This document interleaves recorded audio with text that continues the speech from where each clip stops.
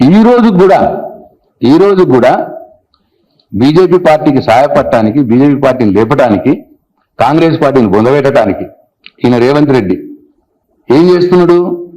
ఎక్కడైతే బీజేపీ ఎంపీలు గెలిచినారో అక్కడ మంత్రి పదవులు ఇవ్వట్లేదు.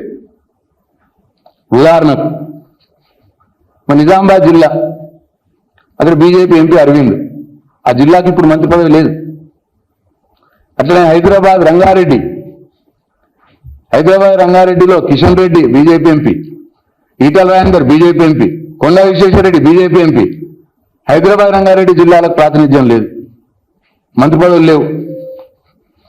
అట్లనే ఆదిలాబాద్లో నగేష్ ఎంపీ, ఆ ఎంపీ నియోజకవర్గ 9 నియోజకవర్గాల 7 అసెంబ్లీ నియోజకవర్గాలకు సంబంధించిన ఒక్క మంత్రి కూడా లేడు. ఇట్లా ప్రత్యక్షంగా డైరెక్ట్గా ఇవాళ రేవంత్ రెడ్డి గారు బీజేపీ పార్టీకి సహాయపడుతున్నాడు.